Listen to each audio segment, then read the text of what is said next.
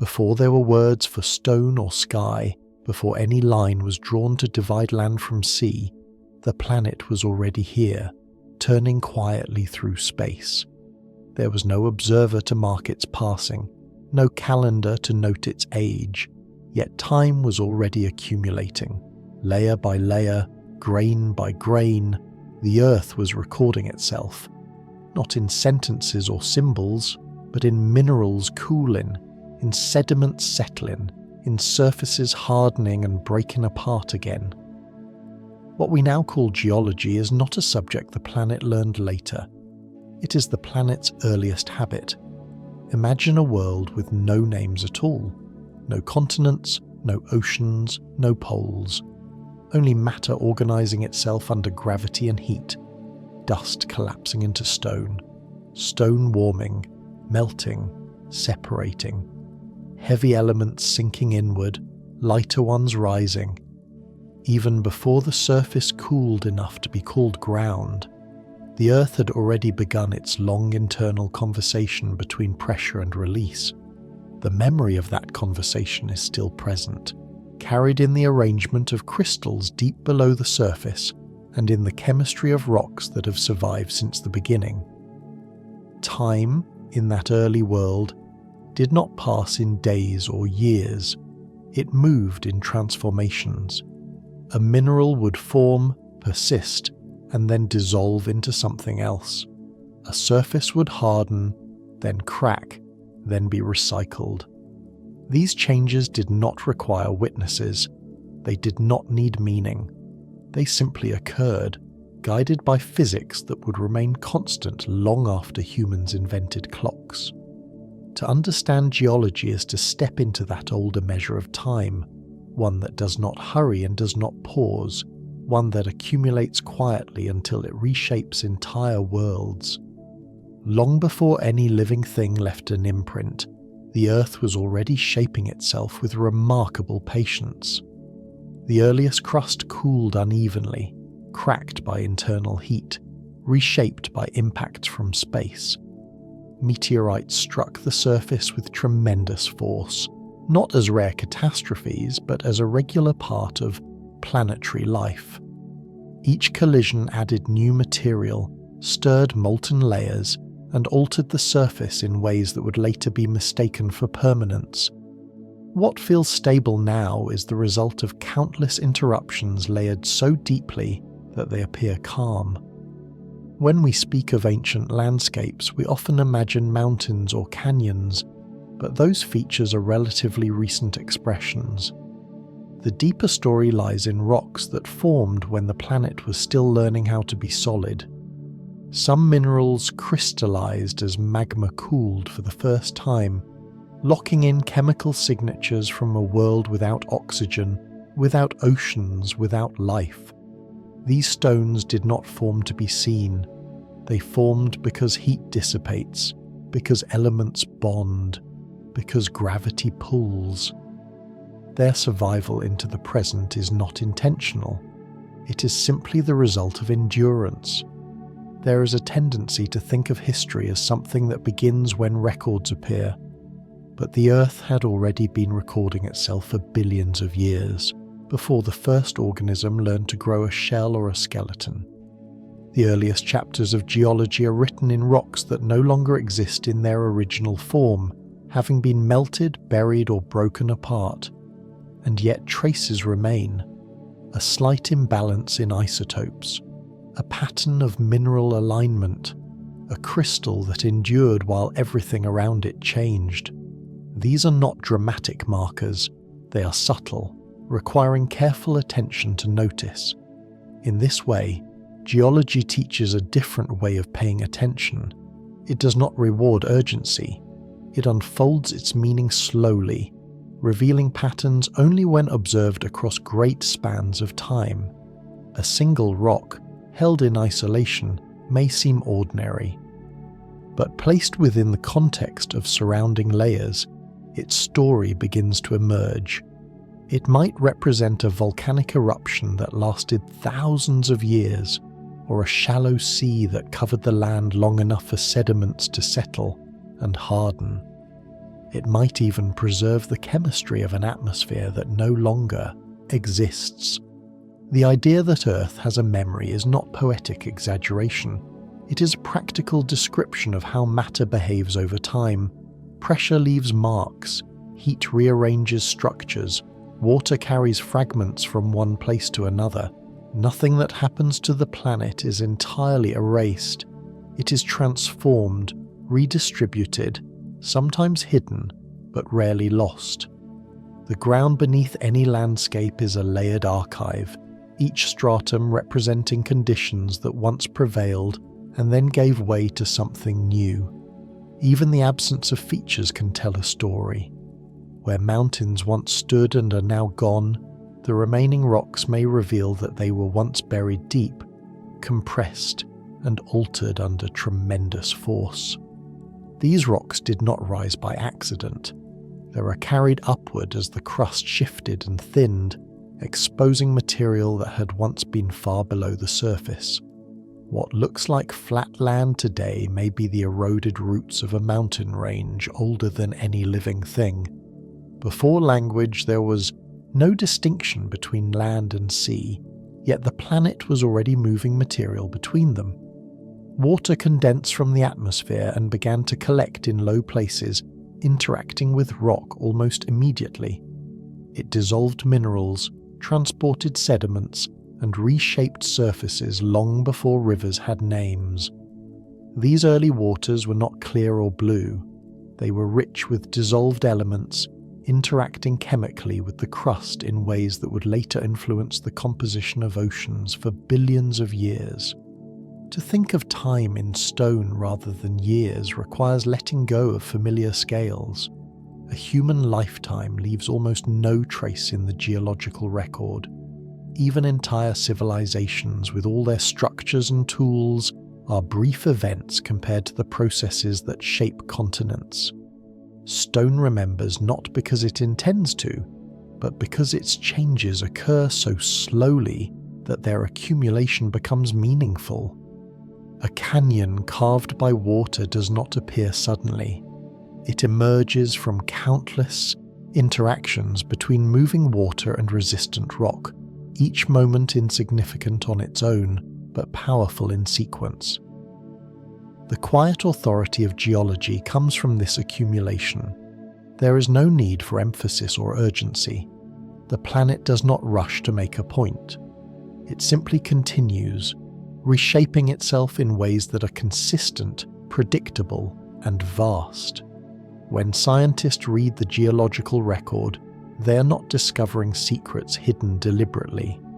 They are learning to interpret a language that has been spoken continuously since the Earth formed, using matter instead of words.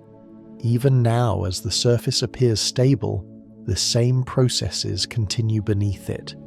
Heat rises slowly from the interior. Rocks deform under pressure. Elements migrate through cracks and pores.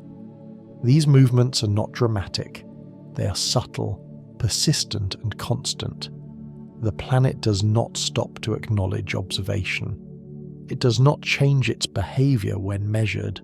It simply continues its long work, indifferent to, attention yet generous in what it reveals to those who study patiently.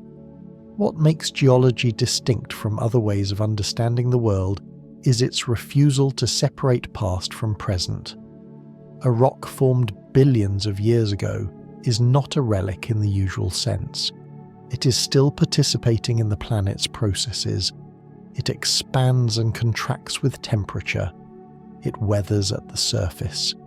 It may eventually be buried, melted, or transformed again. Its age does not remove it from the present. It only adds depth to its role. Before names, before borders, before observers, the Earth was already complete in its activity. Not finished, but functioning. Its systems did not wait for explanation. They operated according to principles that remain in effect today. Gravity still pulls, heat still flows, matter still rearranges itself under pressure. What has changed is not the planet, but our ability to notice and describe what it has always been doing. In learning to see the Earth this way, the sense of scale shifts. Events that seem enormous within human experience become brief interruptions in geological time.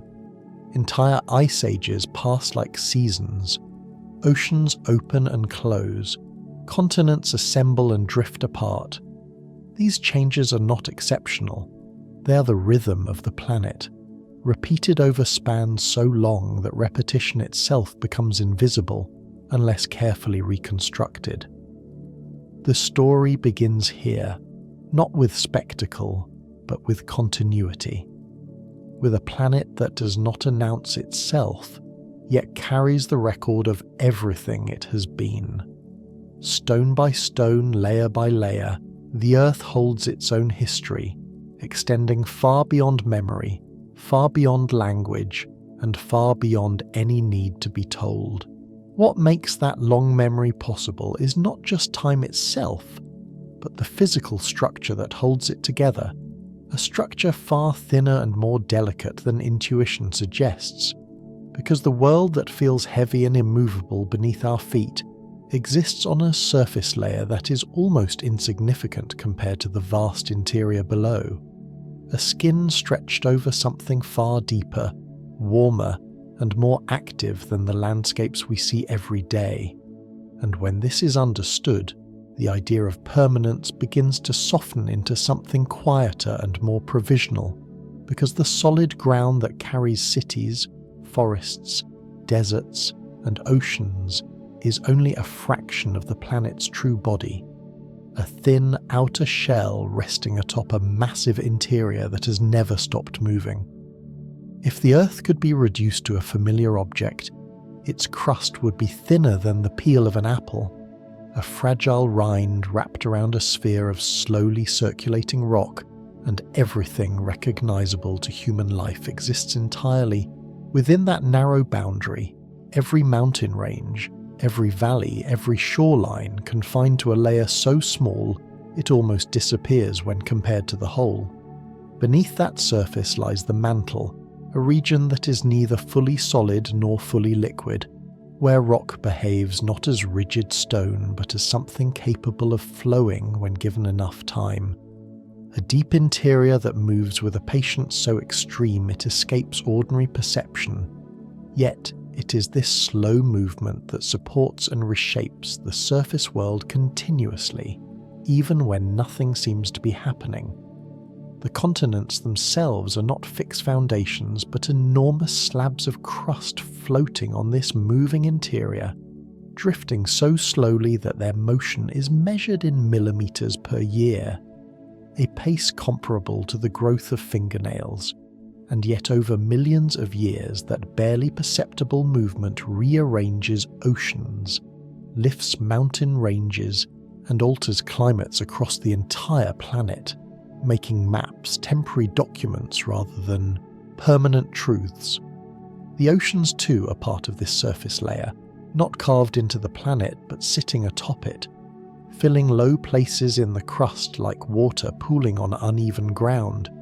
And beneath those waters the crust grows even thinner, sometimes only a few kilometers thick, forming new rock where heat from below rises and cools, and disappearing elsewhere as it sinks back into the mantle to be melted and reused. This constant recycling means that the ocean floor is younger than almost any landmass, rarely older than 200 million years, while some continental rocks have survived for billions, floating above the cycle rather than sinking into it. And this difference explains why continents endure while ocean basins open and close again and again. What feels like solidity is therefore an illusion born of scale, because the forces that move the crust operate on time spans so long that they appear static within a single human life, yet their effects are relentless, and the surface we walk on is better understood as a temporary arrangement rather than a fixed platform. Even the tallest mountains do not rest on deep roots of solid stone but are supported by buoyancy, floating higher because their crust is thicker and lighter than the surrounding regions, much like icebergs rising above water while extending far below the surface. And when erosion wears those mountains down, their roots slowly rise as well, maintaining balance, a quiet adjustment that continues long after the peaks themselves have been ground away. This balance, known as isostasy, keeps the crust in a constant state of readjustment, responding to the addition or removal of weight, whether from growing ice sheets, accumulating sediments, or eroding landscapes, and it happens without sound or signal, reshaping elevations over spans of time that defy direct observation. The mantle beneath does not churn like boiling liquid,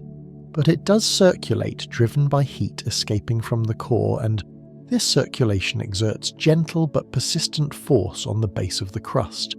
pushing plates apart in some places and drawing them together in others, and where plates separate, molten material rises, cools, and forms new crust, while where they collide, one may slide beneath the other, descending into heat where it will eventually melt and rejoin the mantle's slow flow. The idea that the ground beneath us is in motion challenges instinct, because motion is usually associated with speed, yet here it occurs at a pace so gradual that it feels indistinguishable from stillness, and that stillness is convincing enough to support civilizations, to allow structures to stand for centuries, even as the deeper movements continue uninterrupted. Over time, these subtle shifts accumulate, and regions once separated by oceans may collide, folding rock layers into vast ranges, while areas once united drift apart,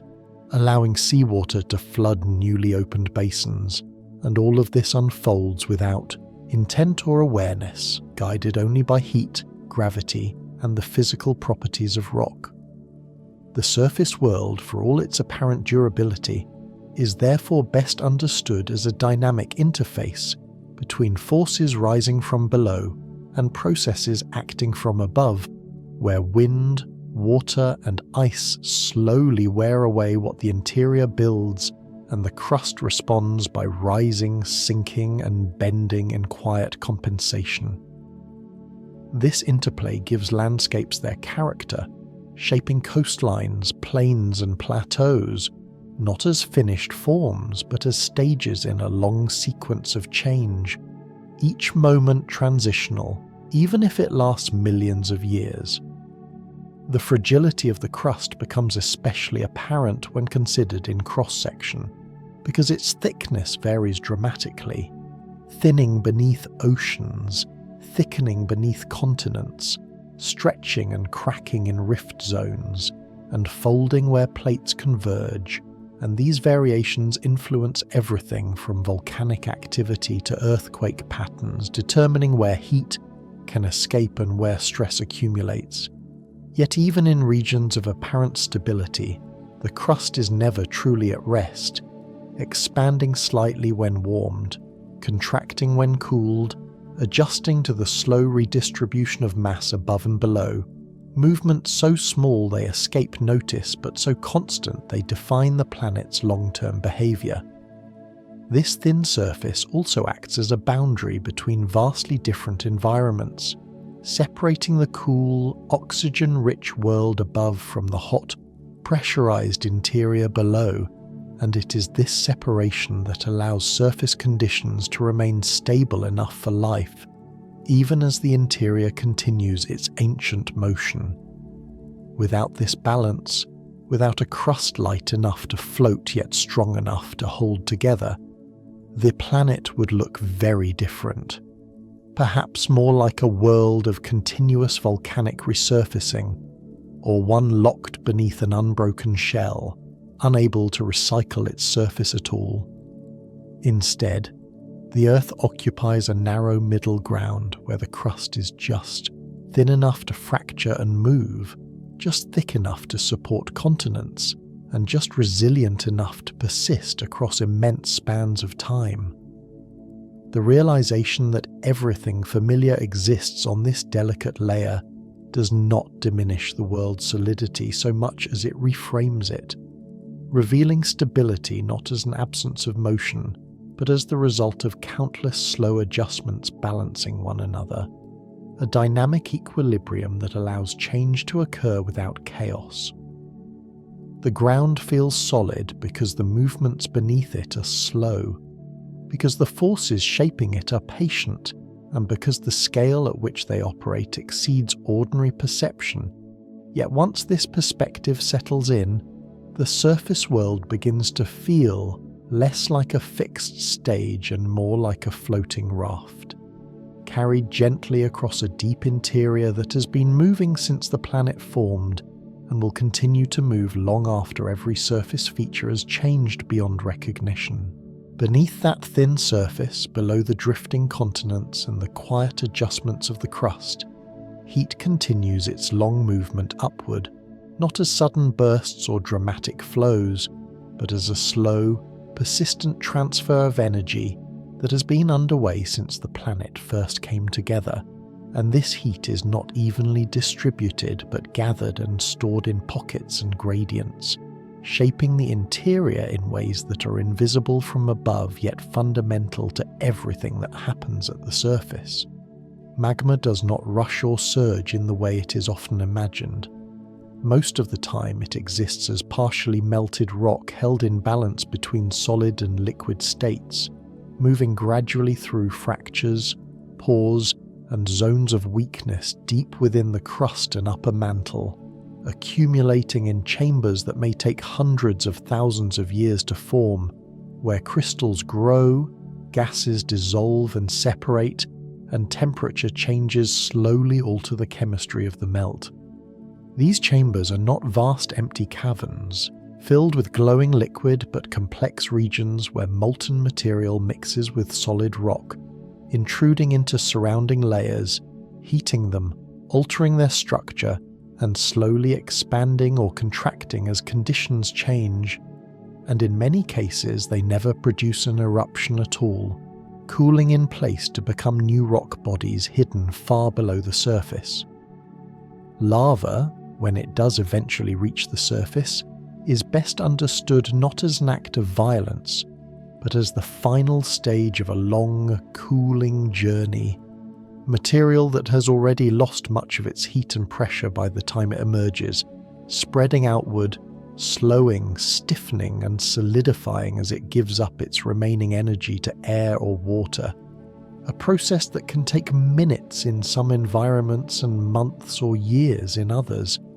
but which always ends the same way, with heat dissipated and structure fixed.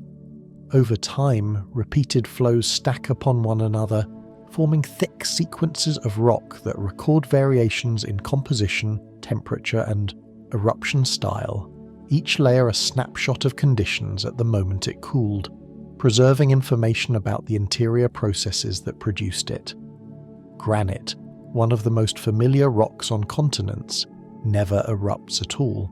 forming instead when magma cools very slowly deep underground, insulated by surrounding rock so thoroughly that crystals have time to grow large and interlock, creating the coarse texture that distinguishes it from volcanic rocks. And because this cooling can take millions of years, granite bodies represent immense spans of time compressed into solid form, their minerals recording the gradual loss of heat rather than any sudden event.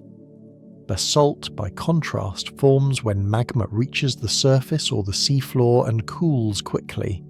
its crystals remaining small because there is little time for them to grow, and this rock makes up most of the oceanic crust, spreading outward from mid-ocean ridges where heat from below rises continuously, creating new surface even as older sections move away and eventually sink back into the mantle.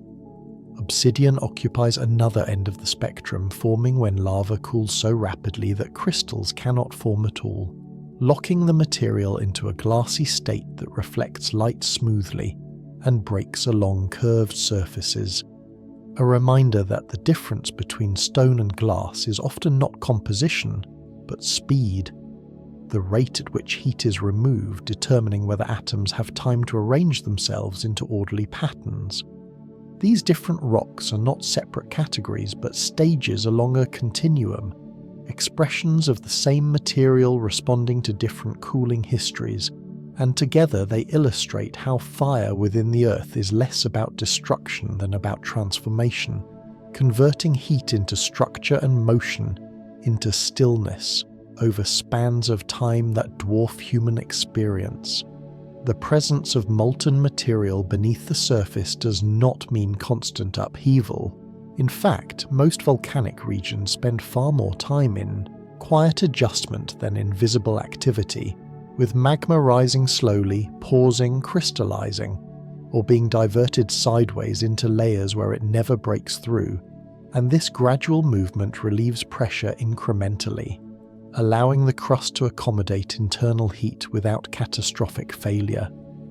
Even where eruptions do occur, they are often gentle and prolonged rather than explosive, producing broad lava fields that advance slowly, their surfaces crusting over as they move, insulating the heat beneath,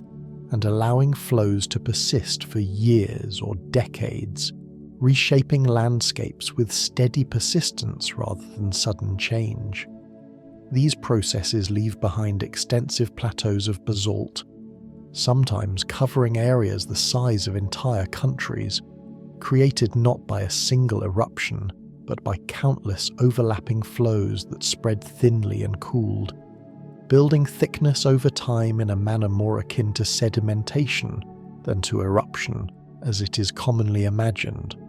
The calm inevitability of cooling is what ultimately defines volcanic activity, because no matter how much heat rises from below, it must eventually be released, and when it is, the result is always a more ordered state than before, with energy dispersed and atoms locked into place, forming rocks that will endure long after the heat that created them has moved on. This inevitability gives volcanic regions a certain quiet regularity, where cycles of heating and cooling repeat across geological time, producing predictable patterns in rock sequences that allow scientists to reconstruct past conditions with remarkable detail,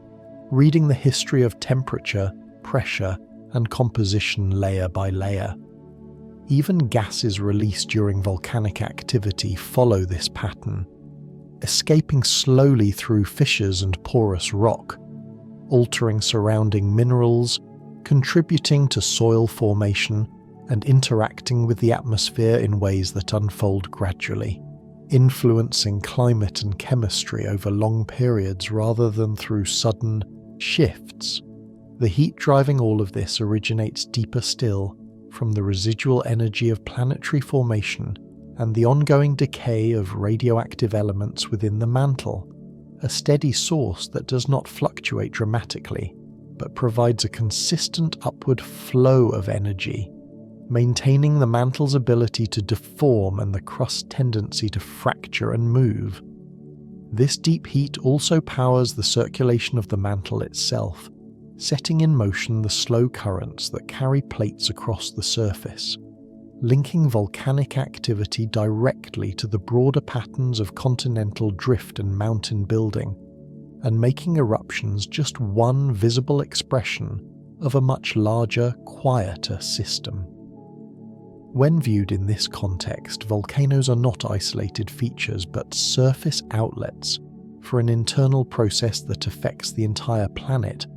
part of a network of heat transfer that connects the core to the atmosphere, redistributing energy in ways that maintain long-term balance. The surface may appear calm for centuries at a time, yet beneath it heat continues to rise, magma continues to migrate, and rocks continue to adjust, all without urgency or intention, following physical laws that operate steadily regardless of observation. Over time, this steady release of heat reshapes the crust from below, thinning it in some regions, thickening it in others, and providing the material that builds new land or renews the seafloor. ensuring that the surface never truly stops evolving even when change is too slow to notice. The creative role of fire in geology lies precisely in this patience, in its ability to transform without spectacle, to build continents grain by grain and layer by layer, leaving behind rocks that feel inert, but are in fact the cooled remnants of immense internal motion, carrying within them the memory of heat that once flowed freely and has now settled into solid form. As that heat continues to rise and settle into structure beneath the surface, it eventually expresses itself in the slow lifting of land, not as a sudden thrust upward, but as a gradual swelling that unfolds over millions of years. And this is how mountains begin, not as singular features but as consequences of deep forces pressing patiently against the crust, thickening it, folding it, stacking layers that were once flat into vast arcs and ridges that take shape so slowly that no single moment can be identified as their beginning. Where plates converge, the crust shortens and thickens, and rock that once lay horizontally beneath shallow seas is bent upward, compressed and lifted toward the sky, carrying with it sediments that settled quietly in ancient waters, shells of organisms long vanished, and chemical signatures of environments that no longer exist. And this upward motion does not pause the moment a peak appears but continues long after, even as the surface is exposed to wind, rain, ice, and gravity that begin working immediately to wear it down. These two processes, uplift and erosion, occur simultaneously, one pushing rock upward from below while the other strips it away from above,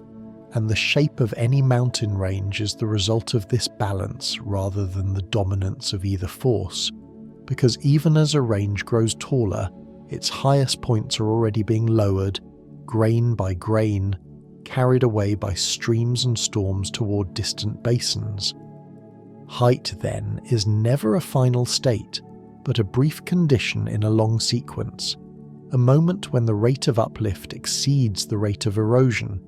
and when that balance shifts, mountains begin to soften, their sharp edges rounded, their slopes gentler, until eventually they are reduced to low hills or flat plains, their former grandeur preserved only in the minerals of the rocks that remain.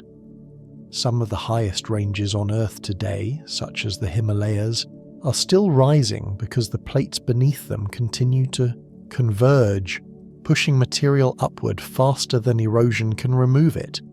Yet even there, the peaks are being actively worn down, glaciers carving valleys, rivers cutting gorges, and weather-breaking stone into fragments that begin their long journey away from the mountains that created them.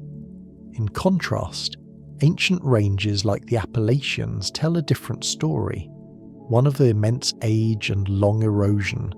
where the forces that once built towering peaks have long since quieted, leaving behind subdued landscapes that reveal their former scale only through the deeply altered rocks exposed at the surface, rocks that record pressures and temperatures possible only at great depths, now brought to light by the removal of everything that once lay above them. These rocks, transformed by heat and pressure during mountain building, carry evidence of burial beneath kilometers of crust, showing that what is now exposed to air was once part of the deep interior, lifted slowly as the overlying material was stripped away. And this inversion of depth and height is a common theme in geology, where the oldest and most altered rocks often appear at the surface precisely because they have survived the longest erosion. The idea that mountains are temporary becomes clearer when considering that entire ranges have risen and vanished without leaving obvious traces. Their sediments spread across continents, their roots melted or reworked by later tectonic events, and what remains may be only subtle differences in mineral composition or faint alignments of ancient structures buried beneath younger layers. In some cases, even these clues are lost, and the existence of past mountains must be inferred indirectly through the presence of sediments that could only have been eroded from high terrain, deposited far away in basins that no longer resemble their original setting. The connection between mountains and the sea is particularly revealing, because many of the rocks that now form lofty ridges began as sediments laid down in calm marine environments, accumulating layer by layer on the seafloor, later compressed into stone and finally lifted thousands of meters above their place of origin, a journey that takes them from underwater darkness to open sky without ever leaving the solid state. Fossils embedded in these rocks serve as quiet markers of this transition. Shells of marine organisms found high in mountains, not as curiosities, but as expected outcomes of a planet that continually reshapes its surface, carrying materials upward and outward through slow mechanical processes rather than sudden upheavals. As erosion works on rising terrain, it does not act uniformly, because differences in rock type, structure, and climate influence how quickly material is removed, and this selective erosion gives mountains their varied forms, with resistant rocks standing as ridges, while weaker layers are carved into valleys, producing patterns that reflect both the history of uplift and the long work of weathering. Water plays a central role in this process, infiltrating cracks, dissolving minerals, freezing and expanding, carrying away fragments, and organizing its movement into streams and rivers that become efficient conveyors of sediment, transporting the remnants of mountains toward the oceans where they will eventually settle, compact, and perhaps one day be lifted again. Ice amplifies this effect in colder regions, where glaciers flow slowly downslope, grinding rock beneath their weight,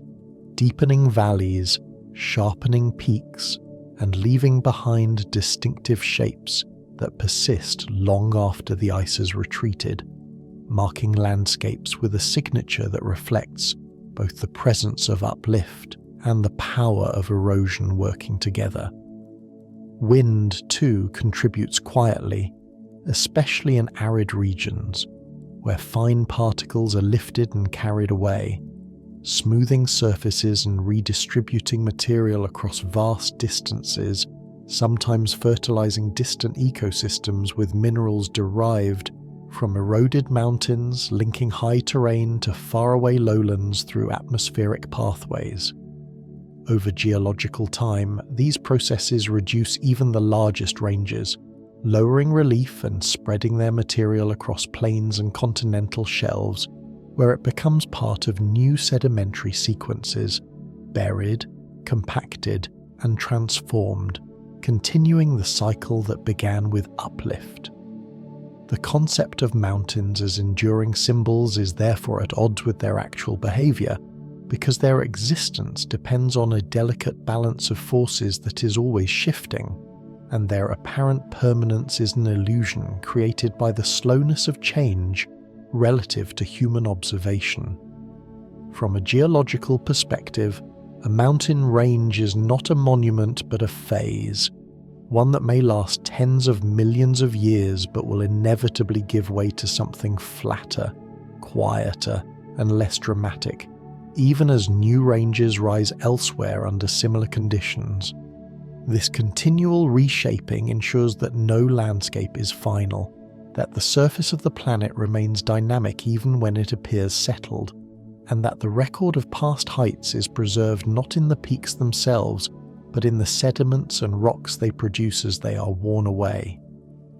In this way, mountains connect the deep interior processes that build them with the surface processes that dismantle them, serving as visible expressions of forces that operate across vastly different scales of time and space. And by studying their forms and materials, it becomes possible to trace the sequence of events that lifted rock from the depths and returned it, piece by piece, to lower elevations, where it will eventually rejoin the slow circulation of the planet's outer layers. As mountains rise and soften and their remnants are carried away, the broader stage on which this happens is itself moving, because the land masses that host these processes are not anchored in place, but travel slowly across the surface of the planet, carried by the same internal heat and circulation that builds ranges and opens basins. And this motion is so gradual that it feels indistinguishable from stillness. Yet over the span of millions of years, it redraws the entire geography of the world. The idea that continents drift was once difficult to accept because it conflicts with everyday experience. But when viewed through the lens of deep time, it becomes not only reasonable but unavoidable, as patterns in rock, fossils and landforms align across oceans in ways that only movement can explain. Entire coastlines mirror one another in shape and structure. Mountain belts continue seamlessly from one continent to another when reconstructed, and the remains of identical plants and animals appear on lands now separated by vast seas, all pointing to a time when these places were joined as parts of a single, larger whole. Plate tectonics provides the mechanism for this motion, describing how the rigid outer plates of the Earth's crust glide atop the slower, ductile mantle beneath, interacting at their boundaries where they diverge, converge, or slide past one another, and it is at these boundaries that much of the planet's visible change is concentrated. Where plates pull apart, magma rises to fill the gap, creating new crust and widening oceans incrementally, while where plates collide, crust is compressed, thickened and uplifted, forming mountain ranges and plateaus, and where plates slide laterally, stress accumulates and is released through earthquakes that adjust the surface without creating or destroying crust. These interactions are not isolated events but continuous processes, operating steadily over geological time, and because the rates involved are so small on human scales, the motion remains imperceptible without precise measurement, allowing the illusion of permanence to persist even as the surface rearranges itself. Continents, then, are better thought of as travellers than as fixed platforms, each following a path shaped by underlying convection patterns, collisions and separations that unfold over hundreds of millions of years, and their journeys are recorded not in movement. We can watch directly, but in the rocks that preserve the history of their changing positions. The supercontinent cycle illustrates this long-term behaviour,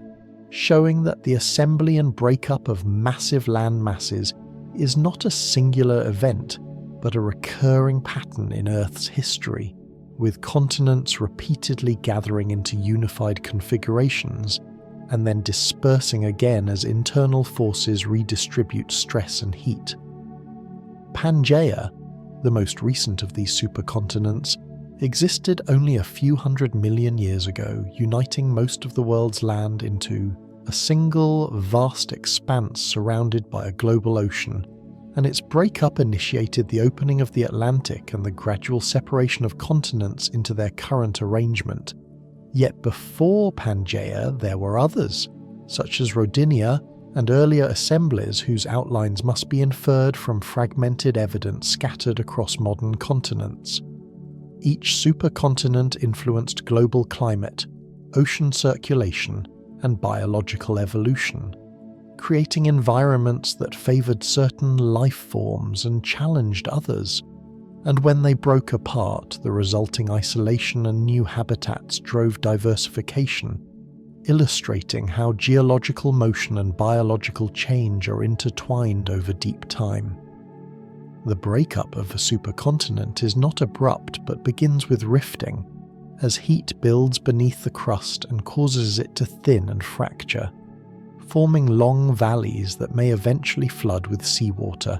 and as spreading continues, new ocean basins widen slowly, pushing continents farther apart while The edges of the separating plates become passive margins where thick sequences of sediment accumulate, recording the gradual subsidence of the crust as it cools and moves away from the heat source. Meanwhile, elsewhere on the planet, older oceanic crust may be consumed at subduction zones, sinking back into the mantle and disappearing from the surface record, ensuring that the total area of the planet remains balanced even as individual basins grow and shrink. This recycling means that the configuration of continents is always temporary, with no arrangement lasting indefinitely, and the maps we rely on represent only a fleeting moment in a cycle that is repeated many times and will continue long into the future. The motion of continents also explains the distribution of geological features that might otherwise seem arbitrary, such as the alignment of mountain chains, the placement of volcanic arcs, and the clustering of earthquakes along narrow belts, all of which reflect the underlying pattern of plate interactions rather than random chance. Even the location of mineral resources is influenced by this movement, because the processes that concentrate metals and other materials often occur in specific tectonic settings, leaving behind deposits that reflect ancient plate boundaries, long since altered or erased by subsequent motion. From this perspective, continents carry their histories with them as they travel, transporting rocks formed in one environment into entirely different contexts, where they may be uplifted, eroded, buried, or transformed again, creating complex geological mosaics that can only be understood by tracing their paths through time. The slowness of continental drift lends it a particular quality, because it allows landscapes to develop and persist even as their underlying position changes, meaning that forests, rivers, and ecosystems may occupy regions that are gradually shifting in latitude and climate, adapting over generations to subtle changes rather than abrupt transitions. Over millions of years, this can result in dramatic transformations, with regions once near the equator drifting toward higher latitudes, experiencing cooling and glaciation, or areas once landlocked becoming coastal as new seas open nearby, yet at no point does the motion feel sudden to the life living through it. This gradualism gives geological change a calming regularity, a sense that even the largest rearrangements occur through countless small steps, rather than through abrupt upheaval,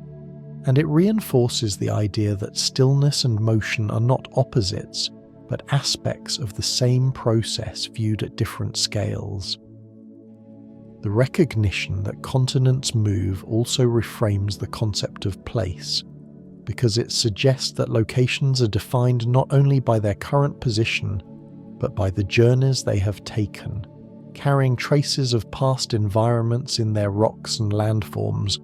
and this deepens the sense of connection between distant regions, revealing that separation is often a temporary condition imposed by time rather than an inherent quality of the planet. As continents continue their slow drift, driven by heat rising from the interior and the sinking of cooled plates at subduction zones, the surface of the Earth remains in a state of gentle reorganization, with no final arrangement toward which it is heading, only a continual balancing of forces that build, break, and rearrange the crust, ensuring that change remains the planet's most consistent feature,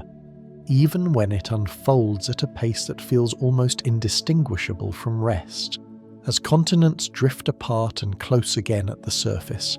an even quieter process unfolds beneath the oceans, out of sight and beyond any horizon, where the planet continuously builds new ground in darkness, renewing itself without spectacle or interruption. And it is here, along vast submerged mountain chains, that the surface of the Earth is born again and again. The ocean floor covers most of the planet, yet for much of human history it remained an abstraction, imagined as flat and inert, when in reality it is one of the most active geological environments on Earth, shaped by heat rising from below and water pressing from above, a place where creation happens steadily rather than dramatically. Along the mid-ocean ridges, which stretch like seams around the globe for tens of thousands of kilometers,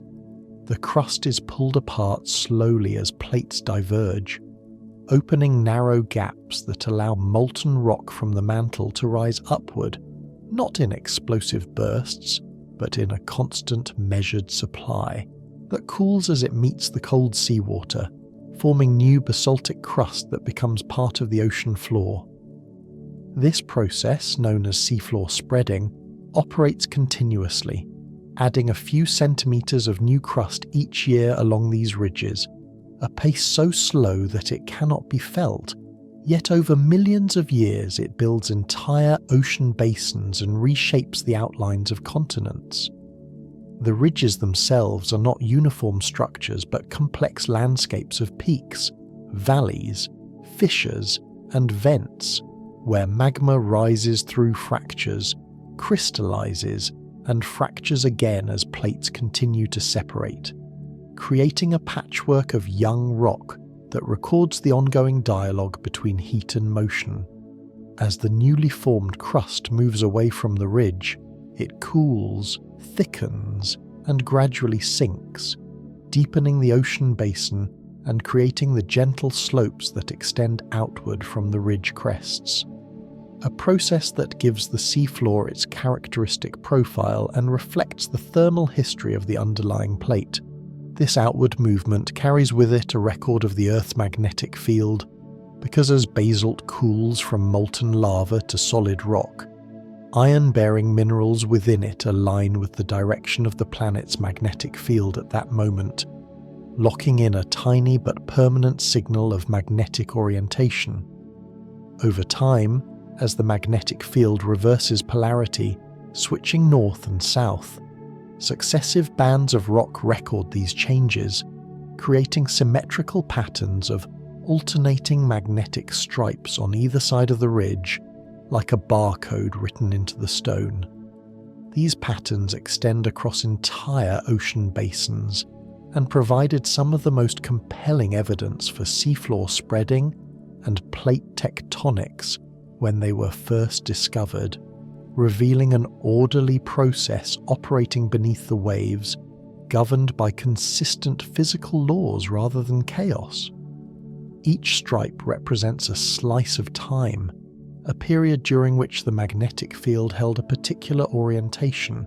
and by measuring their widths and sequences, scientists can reconstruct the history of spreading rates and magnetic reversals, turning the ocean floor into a vast archive of planetary behavior that spans tens of millions of years. The youngest seafloor lies closest to the ridges, still warm and relatively elevated, while older crust is found farther away, progressively cooler, deeper, and eventually destined to be recycled back into the mantle at subduction zones,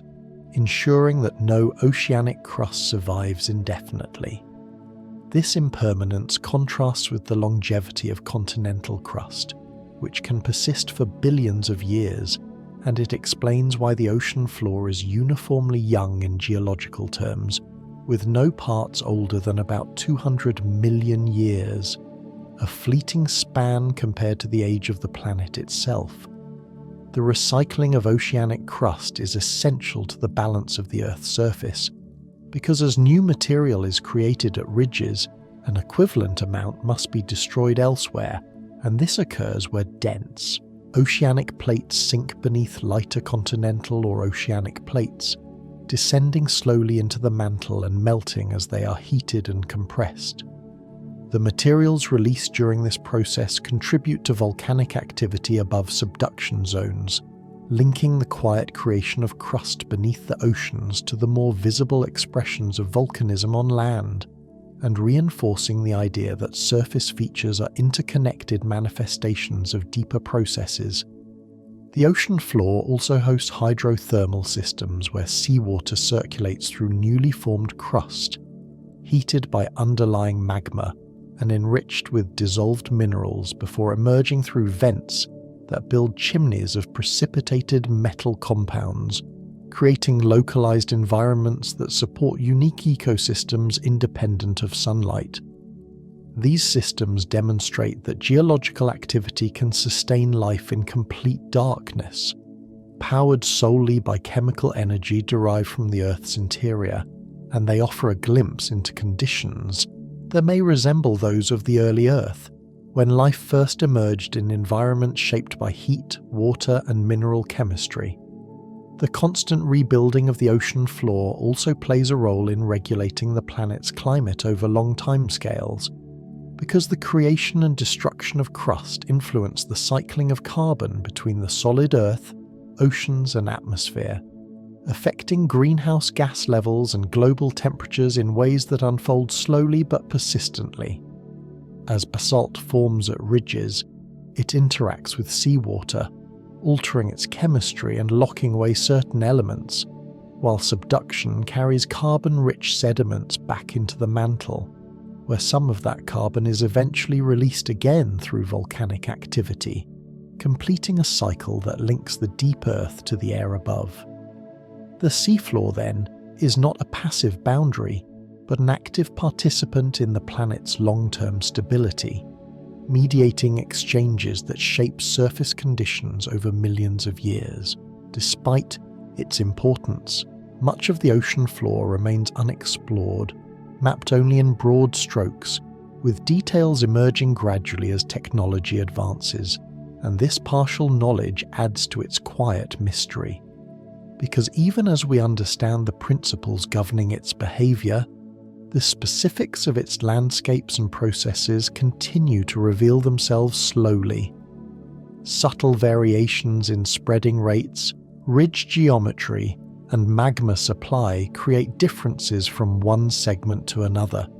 producing a diversity of seafloor environments that reflect local conditions while still adhering to global patterns. The order inherent in this system is striking, because beneath the apparent randomness of fractures and vents lies a consistent mechanism driven by heat flow and plate motion,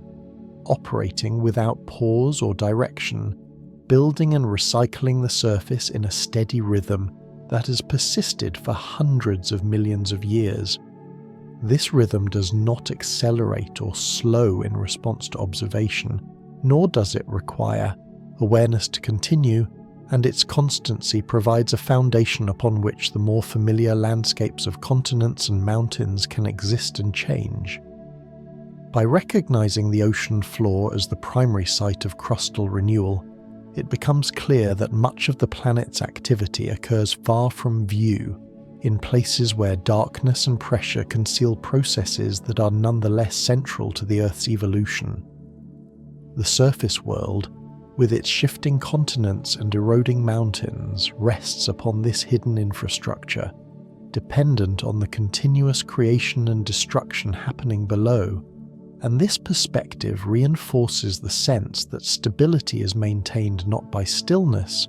but by ongoing motion distributed across scales and environments. As the planet renews itself beneath the oceans through steady heat and rising stone,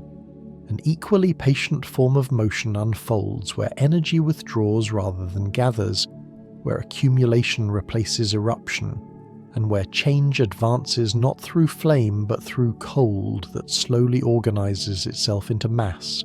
Because ice, when allowed to thicken and persist, behaves less like a frozen shell and more like a slowly moving substance governed by the same physical principles that shape rock deep within the earth. Snow begins as something fragile and brief, crystals forming high in the atmosphere, falling lightly, scattering easily. But when snowfall repeats without fully melting away, layer upon layer settles into place, and the weight of what accumulates begins to transform its structure. Air trapped between crystals is squeezed out, delicate geometries collapse, and the snow compacts into firn. a granular transitional state that still remembers its origin but no longer behaves like individual flakes. As more weight presses down, firn becomes ice, dense and continuous, its crystals interlocked, its internal structure capable of bearing stress rather than dispersing it. This transformation requires no sudden shift, only repetition across seasons and centuries, and once ice reaches sufficient thickness, gravity begins to act on it not as a static load, but as a force capable of driving motion. Pressure builds within the ice, and under this pressure, ice crystals deform, rotate, and recrystallize, allowing the mass to change shape internally without fracturing,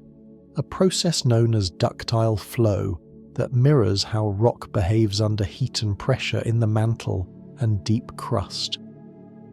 The difference is not in the physics but in the temperature and pace, with ice flowing more quickly than rock, but still slowly enough to appear still when viewed briefly.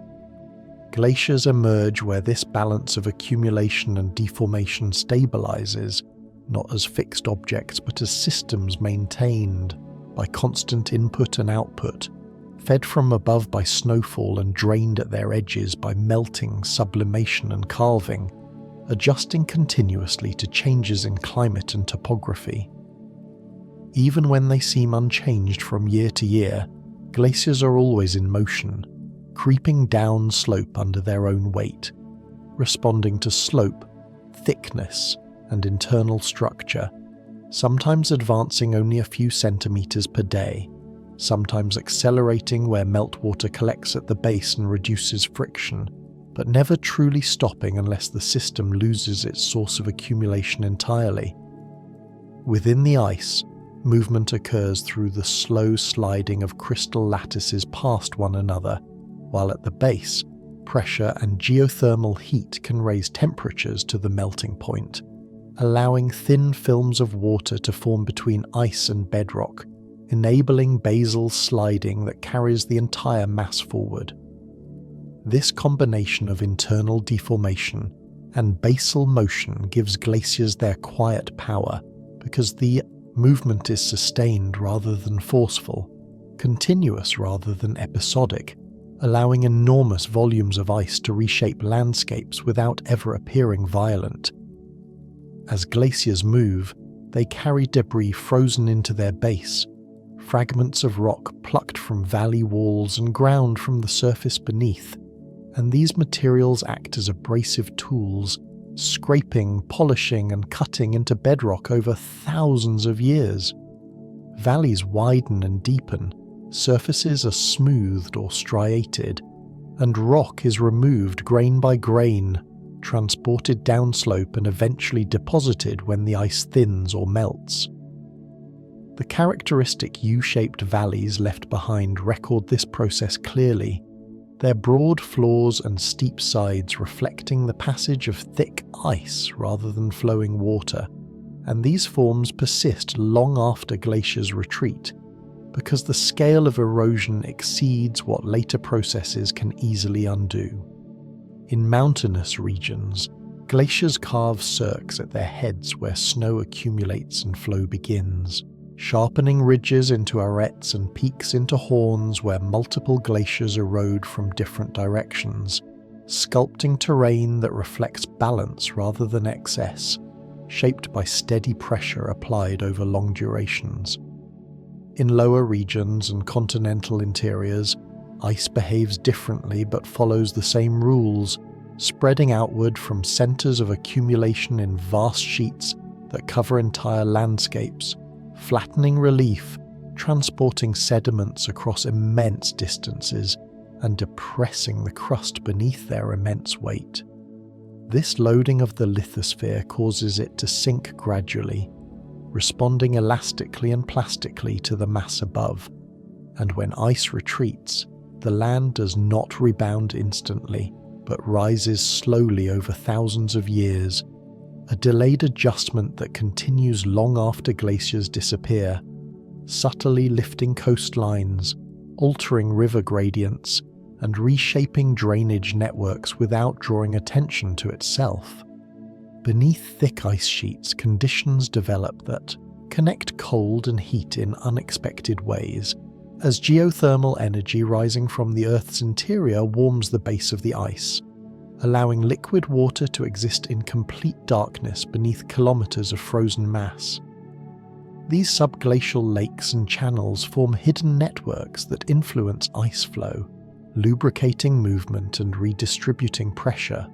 linking surface ice to deep thermal processes and reinforcing the continuity between cold-driven and heat-driven geological systems.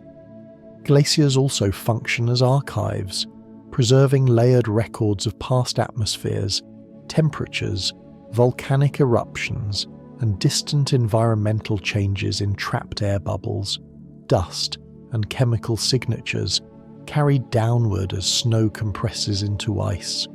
creating timelines that span tens of thousands of years. Each layer represents a season, a storm, a moment of atmospheric composition frozen in place, allowing the recent past to be read with precision comparable to the reading of rock layers, extending geological storytelling into the realm of climate and chemistry without breaking continuity. Over longer spans, glaciation follows rhythmic cycles driven by subtle variations in Earth's orbit, axial tilt, and atmospheric composition, causing ice to advance and retreat across continents repeatedly, redistributing water between land and sea and reshaping landscapes incrementally rather than catastrophically. Each advance leaves behind sediments and landforms that overlap with those from previous cycles, building a layered history that records repetition rather than singular events, and each retreat exposes terrain to new conditions, where weathering and erosion resume under different regimes. What defines glacial motion is not urgency but persistence, the ability of accumulated weight to produce movement so slow that it feels indistinguishable from rest, allowing ice to reshape continents while appearing silent and immobile within a human lifetime. This behavior challenges the assumption that solidity implies stillness, showing instead that time and pressure transform materials into systems capable of flow, aligning ice with magma, mantle rock, and sediment in a continuum of geological behavior. By viewing ice as another expression of the same underlying principles that govern the Earth's interior, the contrast between cold and heat softens, revealing a planet unified not by temperature but by process, where change emerges through accumulation, deformation, and release across scales so vast that motion becomes calm rather than dramatic,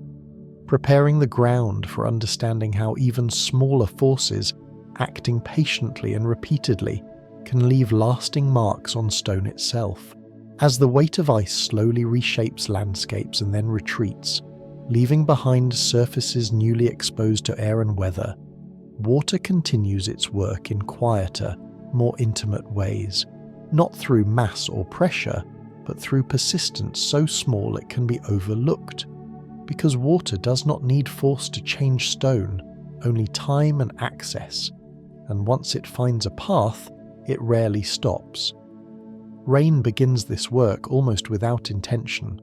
falling from the atmosphere already slightly acidic from dissolved carbon dioxide, each drop carrying a faint chemical ability to interact with the minerals it touches. And when that water meets certain kinds of rock, especially limestone, dolomite, or other carbonate-rich formations, it begins a process that is both simple and profound. The chemistry is modest, involving the slow dissolution of calcium carbonate as water moves across or into stone, but the consequences are vast, because even the smallest removal of material repeated endlessly can reorganize entire regions of the subsurface.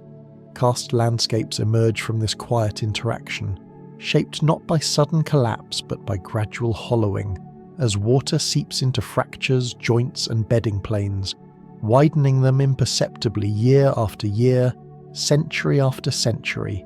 until networks of voids form beneath the surface. At first, these spaces are too small to notice, microscopic pathways etched into rock, but as water continues to circulate, guided by gravity and pressure differences, these pathways enlarge, connecting into channels that allow more water to pass, accelerating the process without ever becoming forceful. Over time, entire drainage systems migrate underground, with surface streams disappearing into sinkholes and re-emerging kilometers away as springs, carrying with them sediments, dissolved minerals, and the quiet record of their journey through stone. These underground rivers do not rush in the way surface rivers do, but flow steadily through dark passages, adjusting their paths as rock dissolves and collapses around them, carving caves that grow not through excavation, but through subtraction, grain by grain, molecule by molecule. The ceilings and walls of caves reflect this history, their shapes guided by the structure of the rock and the movement of water rather than by any single design, forming chambers where flow slowed and narrow passages where it concentrated, each surface marking the balance between dissolution and stability. In some places, ceilings thin until they fail, creating sinkholes at the surface that reveal the hidden architecture below, while elsewhere the roof remains intact,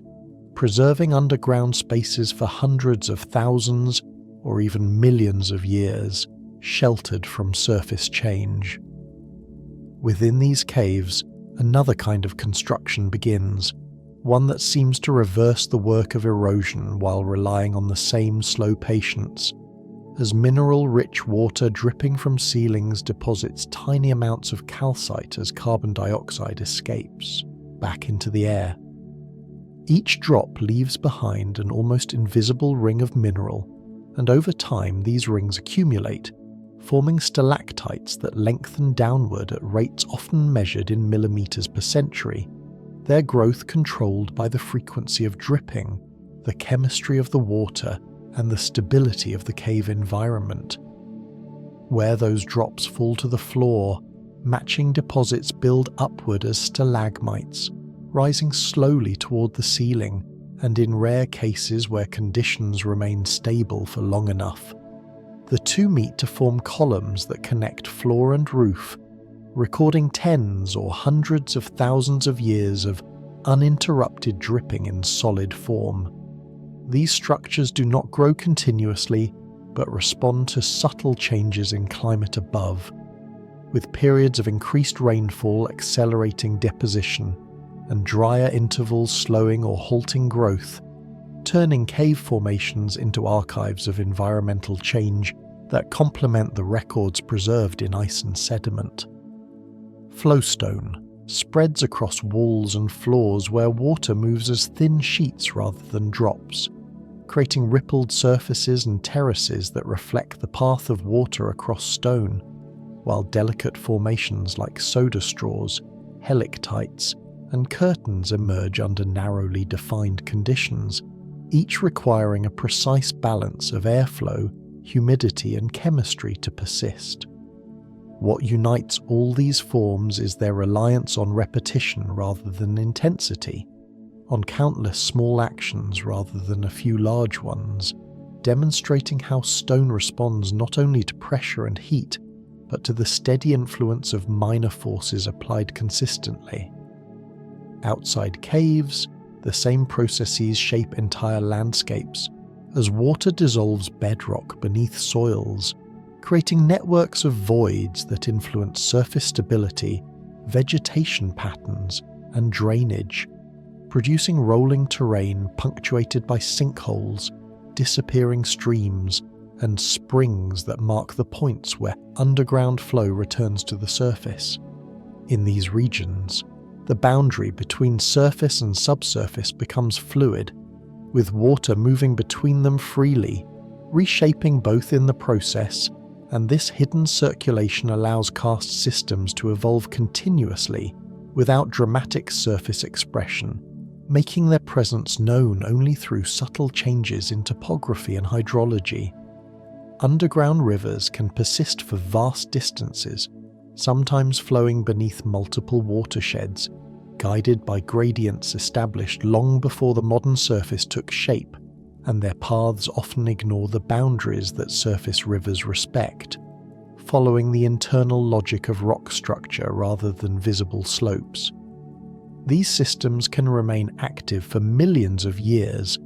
adjusting gradually as base levels change and new pathways open, and they remind us that much of the planet's movement occurs out of sight, governed by quiet interactions rather than visible motion. Even when caves collapse or fill with sediment, their influence remains as collapsed material alters flow paths and creates new spaces for water to explore, continuing the cycle of dissolution and deposition without interruption. The slowness of these processes gives them a particular character because they operate below the threshold of urgency, allowing landscapes to change profoundly without appearing to change at all within a human lifetime. And this quality aligns them with the broader geological theme that transformation often occurs through accumulation rather than disruption. Water does not overcome stone by force but by consistency, exploiting weaknesses that already exist, widening them just enough to allow further passage, and in doing so it demonstrates that structure can emerge from persistence just as surely as it can from pressure. The intimacy of these interactions, a single drop falling repeatedly in the same place, carving, depositing, reshaping, contrasts with the vast scales of glaciers and tectonic plates. Yet the underlying principle remains the same. That time amplifies small actions into significant change. By following water into the subsurface, the narrative of geology slows naturally, focusing attention on detail and texture without losing connection to the larger systems that govern the planet, because these caves and karst landscapes exist only because of earlier processes that uplifted carbonate rocks, fractured them, and exposed them to circulation, linking the work of water to the movements of continents and the rise and fall of mountains. In this way, the long work of water through stone becomes not a separate story, but a continuation of the same processes seen at larger scales, translated into finer detail, showing how the planet's surface and interior remain connected through pathways shaped by chemistry, gravity, and time, and how even the most delicate formations carry within them the weight of geological history accumulated drop by drop. As water continues its patient movement through stone, dissolving, depositing, and reshaping the subsurface without haste, it also creates the conditions under which life can leave its quiet marks, because long before bones or shells appeared, living processes were already interacting with sediment, chemistry, and time in ways that allowed fleeting moments to be preserved within rock. The geological record of life is often imagined as a collection of skeletons and dramatic fossils, but most traces of living activity are far subtler, consisting of impressions, chemical alterations, textures, and patterns that record presence rather than form, behavior rather than structure. In many sedimentary layers, the most telling signs of life are not the remains of organisms themselves, but the disturbances they caused: tracks pressed into soft mud, burrows cutting through layered sediment, microbial films trapping particles, and even the marks left by falling rain on surfaces that briefly existed between one state and the next. These traces form only when conditions align precisely, when sediment is soft enough to receive an imprint but stable enough to hold it, when burial occurs quickly enough to protect it from erosion but gently enough to preserve its detail, and when later processes do not destroy it, making their survival as much a matter of circumstance as of abundance. Raindrop impressions, for example, represent moments measured in seconds, droplets striking exposed sediment, creating tiny craters whose shapes reflect the angle and intensity of rainfall, preserved only if the surface dries or is buried soon afterward, freezing a brief atmospheric event into stone. Such impressions are found in rocks hundreds of millions of years old, allowing scientists to infer the presence of rain, wind direction, and even atmospheric density at the time they formed, demonstrating that the geological record can capture not only long-term processes but also ephemeral conditions when preservation intervenes. Similarly, ripple marks created by shallow water moving across sand can record the direction and energy of ancient currents, while mud cracks formed as wet sediment dried under sun or wind reveal cycles of wetting and drying, hinting at ancient shorelines, floodplains, or tidal flats that existed long before their landscapes were reshaped. These features are not fossils in the traditional sense, yet they carry information about environments in which life could exist, and often did, making them part of the broader story of how biology and geology intertwine. Among the most ancient and significant biological structures preserved in rock are stromatolites, layered formations built by microbial communities that lived in shallow waters billions of years ago,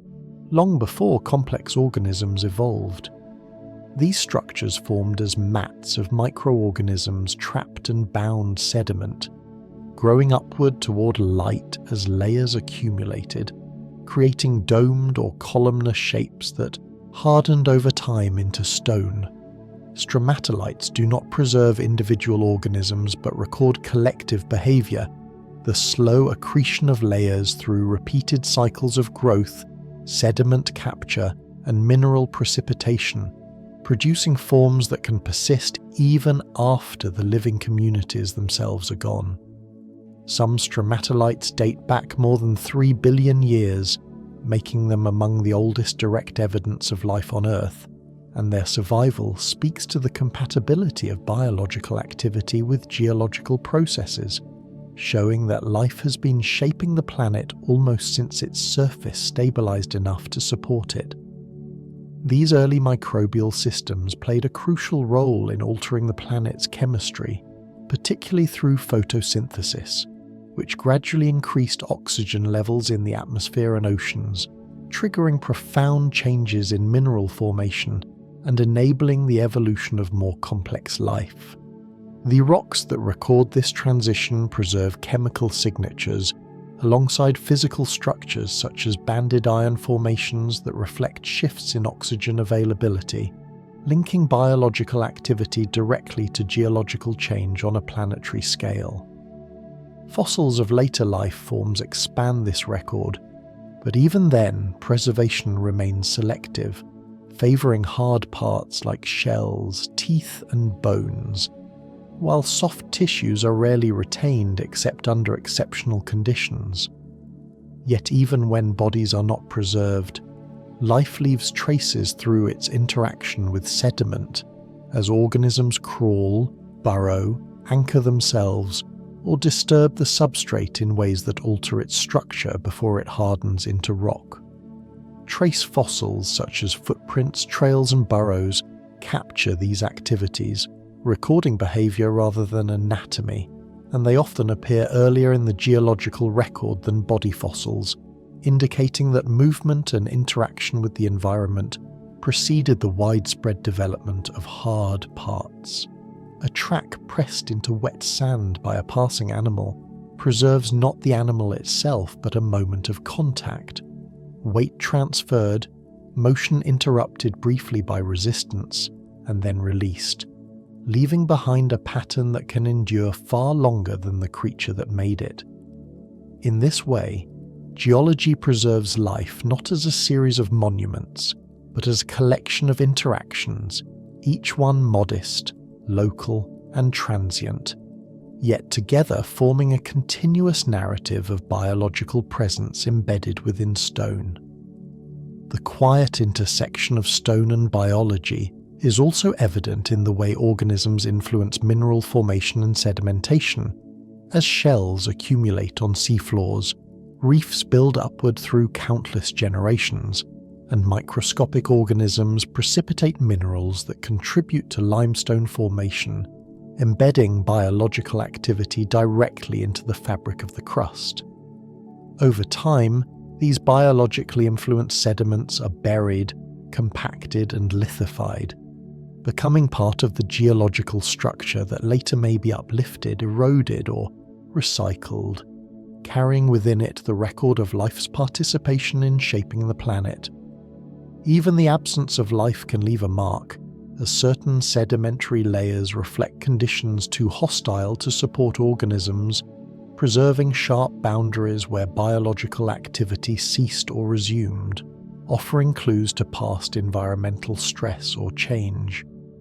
The preservation of life in rock therefore depends not only on organisms themselves, but on the surrounding physical and chemical context, on water chemistry, sediment supply, burial rates, and the absence of destructive forces, making the fossil record a filtered archive rather than a complete account.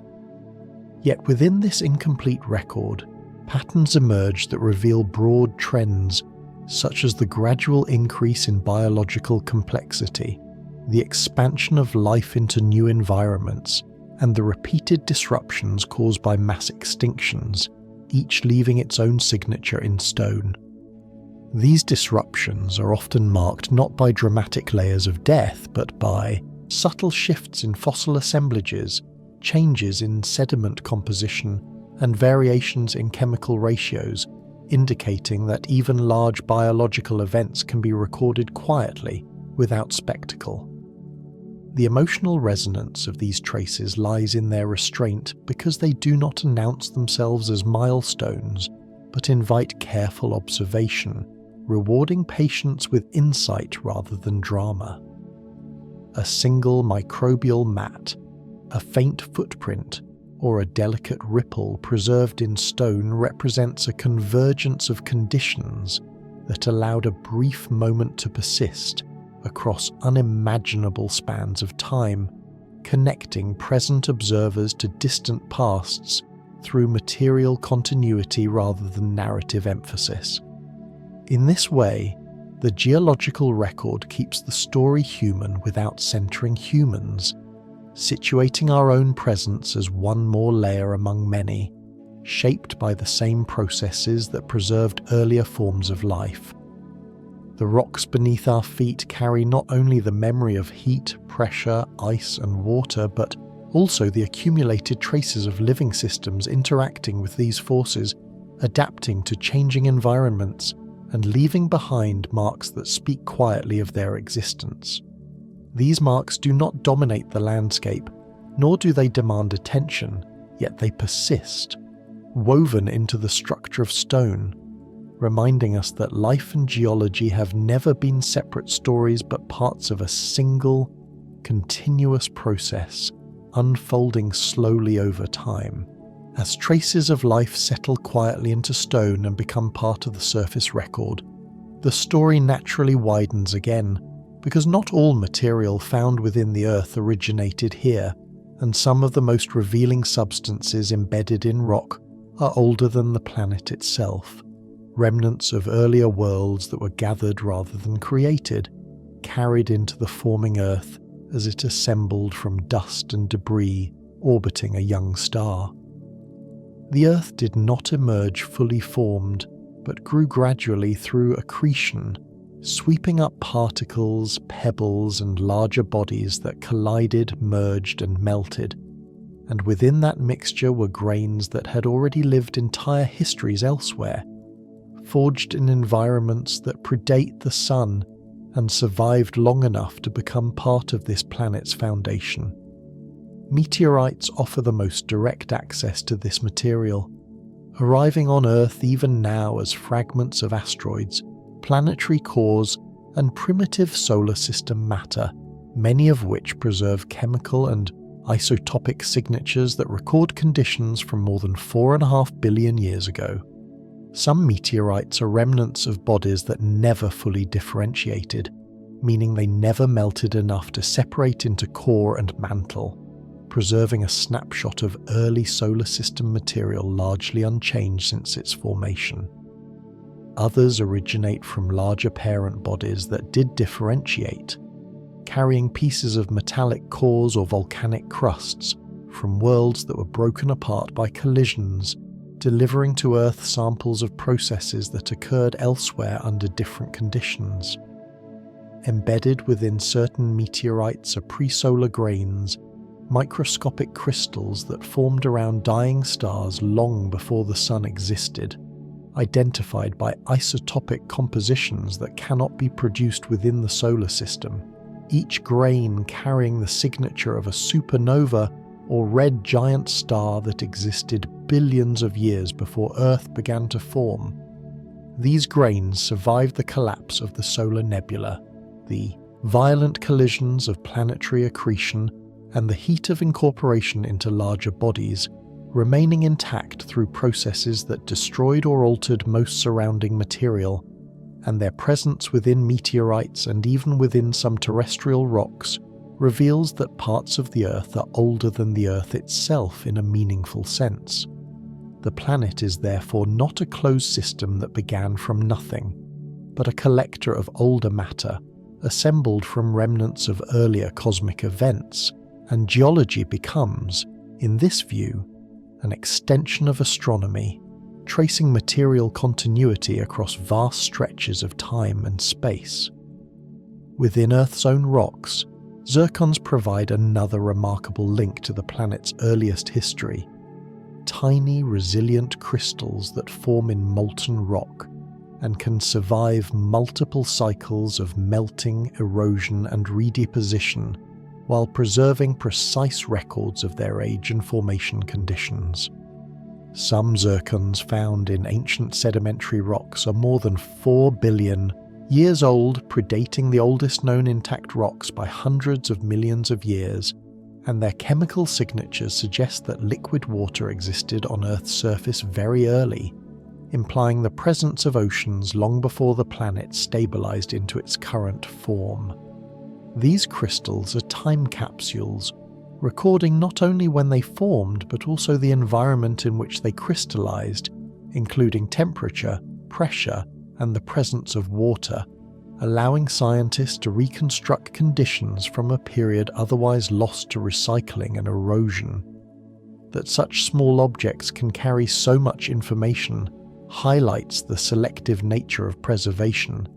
where durability rather than scale determines what survives, and it underscores how fragments can outlast structures, offering continuity even when larger contexts disappear. Stardust is not confined to meteorites and zircons alone, but is distributed throughout the Earth in subtle ways, as elements forged in ancient stars were incorporated into the solar system's building blocks and now make up the atoms within rocks, water, and living organisms alike. Carbon, oxygen, silicon, iron, and many other elements essential to geology and biology were formed through stellar processes long before the Sun ignited, and their presence within Earth materials connects the planet's story to cycles of star formation and destruction that extend far beyond planetary history. In this sense, geology does not begin with Earth, but with the universe itself, with matter cycling through stars, clouds, and disks before settling temporarily into planets, where it continues to be rearranged by internal and external forces. The idea that time stretches beyond planetary history becomes tangible when holding a meteorite or analysing an ancient zircon, because these materials compress billions of years into objects small enough to fit in the palm of a hand, collapsing cosmic timescales into something that can be examined directly. Yet even these objects are not static relics. Once incorporated into Earth, they become subject to the same processes as all other materials: weathering, erosion, burial, and potential recycling, meaning their survival is contingent and ongoing rather than guaranteed. Some meteorite fragments dissolve into sediments, their metals oxidizing, their minerals breaking down and contributing to soils, while others become part of larger rock bodies, indistinguishable from terrestrial material except through careful analysis, blending cosmic and planetary histories seamlessly. The Earth's crust, mantle, and core all contain elements inherited from these earlier events, redistributed through melting and differentiation, and the heat-driving geological processes today is partly residual energy from accretion and partly generated by radioactive decay of elements formed in ancient stellar environments. This continuity reinforces the sense that geological time is not isolated but nested within larger temporal frameworks where planetary cycles operate within cosmic ones, each scale influencing the next without clear boundaries. The presence of extraterrestrial material also reframes the idea of origin, because it suggests that the Earth is less a starting point than a convergence, a place where materials from many sources came together and began interacting under new conditions, producing landscapes, oceans, and life through combinations rather than creation from scratch. Even now, the planet continues to receive material from space, though at a much reduced rate, as micrometeorites settle through the atmosphere and add trace amounts of cosmic matter to soils and oceans, a reminder that accretion never entirely stops, only slows. Over geological time, these additions are negligible compared to internal processes, yet their symbolic weight is significant because they demonstrate that the boundary between Earth and space is permeable, and that the planet remains part of a larger system of material exchange. By recognizing Earth as a collector of older matter built from remnants and continuously reshaped, the narrative of geology expands naturally beyond surface processes and even beyond the planet itself, without breaking its calm or coherence, because the same principles of accumulation, persistence, and transformation apply at every scale. Material gathers, changes form, releases energy, and moves on, whether within a star, a forming planet, or a cooling crust. And this continuity provides a quiet sense of order that does not depend on dramatic events or singular beginnings. The rocks beneath our feet therefore carry within them not only the memory of Earth's own history, but echoes of environments that existed long before this planet took shape, woven together through processes that are slow, consistent, and indifferent to observation, allowing time to stretch outward without escalation, grounding cosmic perspective in material reality and preparing the way for seeing all geological change as part of cycles that never truly end. As material older than the planet settles fully into Earth's own story, gathered, altered, and redistributed, the distinction between origin and outcome begins to dissolve, because geology is not organized around beginnings or endings, but around movement through states, where nothing remains fixed and everything participates in cycles that continue without final resolution. The idea of a rock cycle is often presented as a simple diagram, a neat loop connecting igneous, sedimentary, and metamorphic rocks, but in reality it is less a circle than a vast network of pathways, overlapping, branching, and rejoining, where material can follow countless routes depending on conditions, history, and chance, and where transitions occur gradually rather than at defined boundaries. A grain of mineral crystallized from molten rock may spend millions of years locked within a granite body deep underground, then be lifted slowly toward the surface by tectonic forces, exposed to air and water, fractured by temperature changes, and eventually released as sediment through weathering, carried away by water or wind to be deposited elsewhere, buried, compacted, and transformed into sedimentary rock, only to be buried deeper still, heated, compressed, and altered into metamorphic form, and at any point along this path it may be melted again, recycled into magma, and begin a new journey without ever returning to a previous state in the same way. Erosion plays a central role in this continual motion, acting quietly and persistently to dismantle landscapes built by tectonics and volcanism, reducing mountains to sediments that travel far from their source, linking high elevations to lowlands and ocean basins through networks of transport that operate continuously. Rivers carry fragments of continents toward the sea, sorting them by size and density, depositing sands, silts, and clays in layers that reflect changes in flow, climate, and source material, while wind lifts finer particles and redistributes them across deserts, plains, and even oceans, adding subtle but widespread layers to the sedimentary record. Ice contributes its own version of transport, moving unsorted debris across landscapes and releasing it where melting occurs,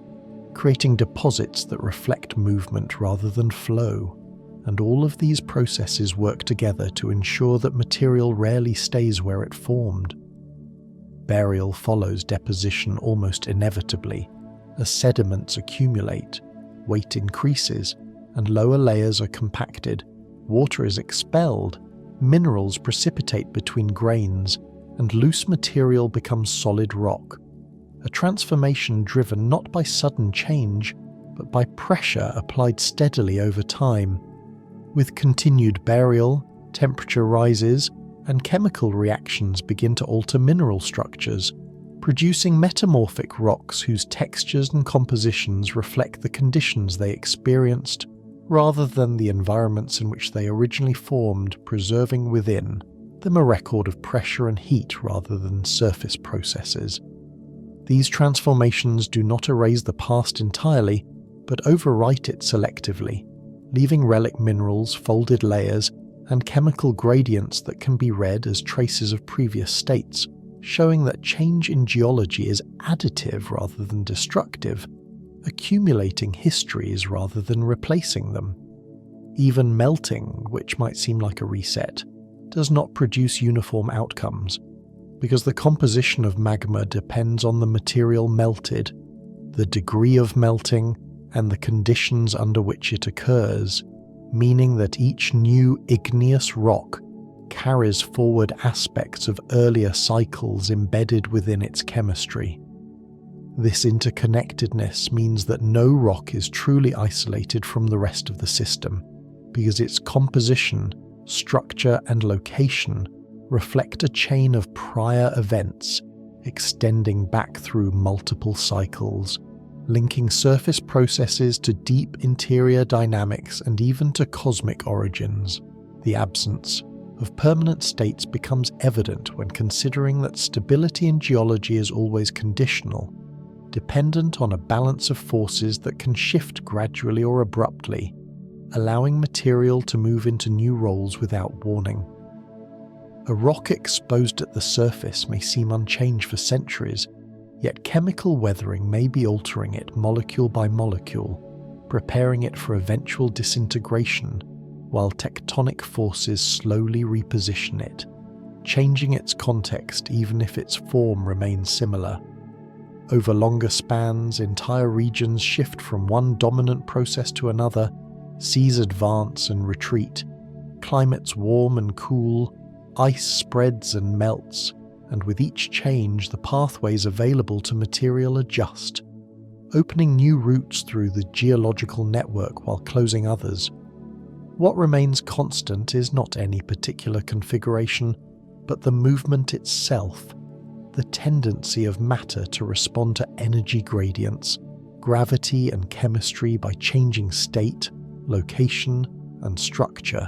ensuring that no arrangement lasts indefinitely. This continuity without conclusion gives geology its distinctive character, because it resists narratives of progress or decline, offering instead a view of the planet as a system in constant rearrangement, where change is neither positive nor negative but simply ongoing. landscapes that appear timeless are revealed, when examined closely, to be temporary expressions of balance, poised between forces building them up and forces wearing them down, and their persistence is measured not in absolutes but in rates. How quickly uplift occurs relative to erosion, how rapidly sediments accumulate compared to subsidence, how long conditions remain favourable for a particular form to endure. Even the most durable materials are transient on geological timescales, and their durability lies not in resisting change but in accommodating it, surviving through transformation rather than avoiding it. The rock cycle, therefore, is not a background concept, but the underlying rhythm that ties together all the processes described so far, from magma rising beneath the crust to ice flowing across continents, from water dissolving stone to life leaving traces in sediment, from stardust settling into planets to continents drifting across the surface, all of them expressions of the same fundamental tendency toward movement and redistribution. Understanding this rhythm shifts attention away from individual features and toward relationships, emphasizing how processes interact and overlap rather than how they begin or end. It encourages a way of seeing that values continuity over milestones, recognizing that what matters in geology is not the arrival at a particular state, but the path taken through many states over time. This perspective also reframes the idea of loss, because erosion, melting, and transformation are not eliminations but transitions, ensuring that material remains active within the system even as its form changes, contributing to future landscapes rather than disappearing. Sediments eroded from mountains become the raw material for new rock. Minerals released through weathering become nutrients for ecosystems. Heat released from cooling magma drives circulation and movement elsewhere, and each process feeds into others without clear boundaries. These cycles never end not because they repeat identically, but because they adapt continuously, responding to changing conditions while maintaining overall balance, creating a sense of stability that emerges from motion rather than from stillness. This quality makes geological time feel both expansive and calm, because it removes urgency, showing that change does not require direction or destination, only persistence. By the time this perspective settles in, the planet no longer appears as a collection of features frozen in place, but as a living system in the broadest sense, not alive in the biological meaning, but active, responsive, and interconnected, carrying material forward through endless variations without pause. The story does not resolve because it does not need to, and instead of closing, it opens outward, revealing that every rock, every grain, every layer participates in processes that extend backward and forward beyond any single moment, making continuity itself the defining feature of the Earth. As all these cycles continue without pause, the ground beneath every moment remains quietly active, not as a background or a foundation in the human sense, but as a continuous participant in everything that happens at the surface, shaping and being shaped regardless of whether it is noticed. Because geology does not wait for observation to proceed. The land carries on through heat rising from below, through pressure adjusting and redistributing weight, through water moving along paths opened long before the present landscape took shape, and through materials changing state slowly enough that the surface can appear calm even while transformation is constant. Every place rests on layers that reflect countless previous conditions, stacked not neatly but unevenly, folded, fractured, dissolved, and reassembled, and those layers continue to respond to forces that have been operating since the planet formed. Beneath the forest floor, minerals weather and migrate, soils develop and thin, groundwater shifts its roots as pores open and close, while deeper still, rocks adjust to stress, creeping imperceptibly under pressure, carrying forward the long memory of earlier cycles. The planet does not mark moments the way people do, because for geology there is no distinction between past and present, only ongoing processes that persist at different rates, some visible within a lifetime, others requiring millions of years to reveal their effects. A river cutting into rock today follows a course influenced by uplift that occurred long before the river existed, and the sediment it carries will become part of a future surface shaped by conditions not yet known, linking moments across time without interruption. Mountains that appear unchanged from one generation to the next are already being dismantled by weathering, their mass redistributed grain by grain, while at depth, the roots beneath them respond by rising or sinking to maintain balance, ensuring that even apparent stillness involves movement. Ice advances and retreats, water circulates through stone, magma cools and crystallizes, plates drift, and none of these processes conclude because each feeds into others, sustaining the broader system through continuous exchange. The Earth does not require observers to validate its activity, and it does not accelerate or slow in response to attention, continuing instead at the pace set by physics and chemistry, indifferent to scale or significance as those concepts are understood by people. Human presence occupies only a narrow interval within this ongoing story, a thin layer in the stratigraphy of time, marked by materials introduced at the surface and by changes to landscapes that may persist briefly or be erased quickly depending on context. Roads, buildings, and cities alter drainage, erosion patterns, and sedimentation,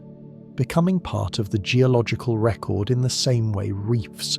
forests, and river deltas have in the past, subject to burial, weathering, and eventual transformation. Even materials considered modern or artificial follow geological pathways once they enter the environment,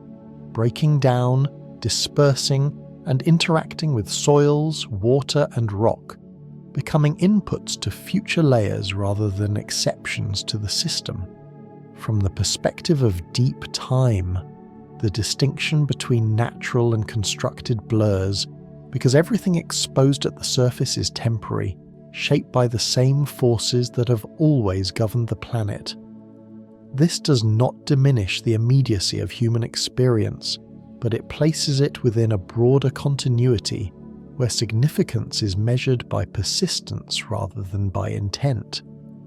The ground beneath cities continues to respond to loading and unloading, compacting and rebounding, shifting subtly as conditions change, and these movements may go unnoticed until they accumulate enough to affect structures built above them, reminding us that stability is always conditional. Beneath agricultural fields, cycles of wetting and drying alter soil chemistry and structure, influencing what can grow and how water moves, while deeper still, bedrock remains engaged in processes that far exceed seasonal rhythms. Along coastlines, land rises or sinks relative to sea level due to tectonics, sediment supply, and glacial adjustment, reshaping shores slowly enough that the change feels incremental. Yet over centuries, these adjustments redefine boundaries that once seemed fixed. None of this requires commentary to be meaningful, because the meaning lies in the continuity itself, in the fact that the planet remains active regardless of interpretation. Geological processes do not build toward a climax or resolution, and they do not carry narratives in the human sense, but their persistence creates a form of coherence that can be observed when attention shifts from events to patterns. The same forces that shape the earliest crust continue to operate, moderated and redirected but never absent, ensuring that the Earth remains in motion even as its surface hosts moments of apparent rest.